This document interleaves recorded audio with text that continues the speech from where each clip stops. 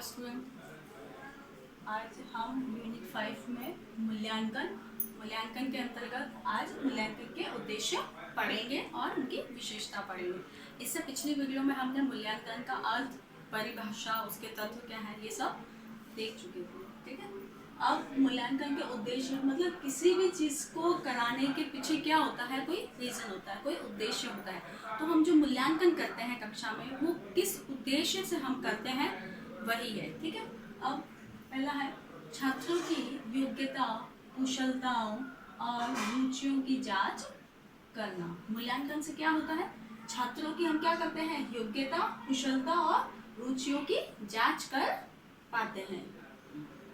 छात्रों की कठिनाइयाँ, विफलताओं, सफलताओं का निर्धारण करना, यानी कि छात्र की जो कठिनाइयाँ और विफलताओं और सफलताओं का क्या कर पाते हैं, हम मूल्यांकन के माध्यम से ही निर्धारण कर पाते हैं कि बच्चे को विषय वस्तु समझने में कहाँ पर कठिनाई हो रही है, कितना उसे समझ में आ रहा है और कितना नहीं आ रहा, और विफलता, बच्चा जो है वो किस चीज को समझने में विफल हो रहा है। ठीक है, और कितना वो विषय वस्तु को समझने में सफल रहा। इन सब का निर्धारण जो है वो किस प्रकार हो पाता है, मूल्यांकन के माध्यम से ही हो पाता है। नेक्स्ट है हमारा छात्रों का वर्गीकरण हेतु।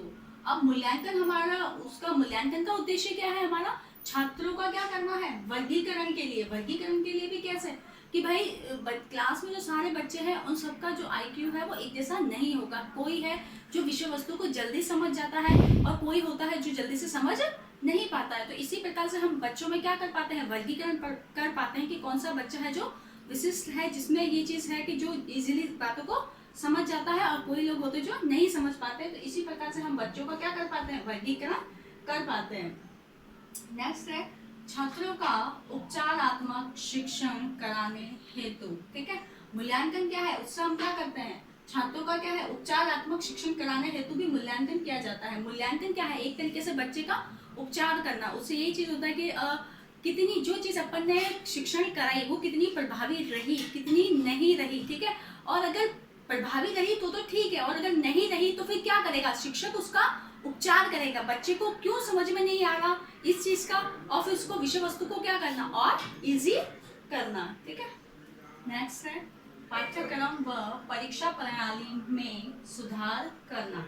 मूल्यांकन का नेक्स्ट उद्देश्य क्या है कि पाठ्यक्रम और परीक्षा प्रणाली में क्या करना, सुधार करना।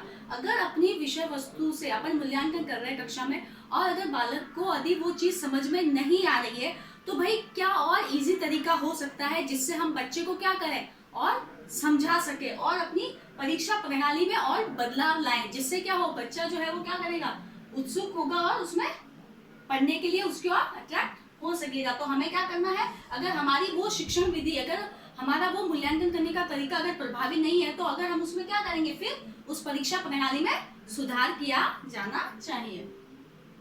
नेक्स्ट है शिक्षक की कुशलता एवं सफलता का मापन। एक शिक्षक की कुशलता और सफलता का जो मापन है वो भी किस माध्यम से हो पाता है, उसका उद्देश्य भी क्या है, मूल्यांकन। अगर वो मूल्यांकन करता है और विषय का जो मतलब कक्षा में मतलब उसका शिक्षण अगर अच्छा रहा, प्रभावी रहा, बच्चों ने भी अगर सारी विषय वस्तु को सीखा है, तो कैसा रहेगा उनका जो बच्चे जो है वो क्या करेंगे, परीक्षा में ढंग से जवाब मतलब लिख पाएंगे, उनके पूछे गए प्रश्नों का सही से उत्तर दे पाते हैं। तो क्या रहा, एक शिक्षक का जो शिक्षण था वो कैसा रहा, प्रभावी रहा, हम ये कह सकते हैं। ठीक है, तो ये एक तरीके से क्या है, शिक्षक की जो कुशलता और सफलता है उसका भी मापन किया जा सकता है। ठीक है, किसके माध्यम से, मूल्यांकन के माध्यम से। नेक्स्ट है हमारा छात्रों की उपलब्धियों का पता लगाना। क्या है, मूल्यांकन के माध्यम से ही हम क्या कर पाते हैं, छात्रों की जो उपलब्धि है, कितना ज्ञान उन्होंने अर्जित किया, इस उपलब्धि का भी हम क्या कर पाते हैं, पता कर पाते हैं। नेक्स्ट है छात्रों को सीखने के लिए प्रेरित करना।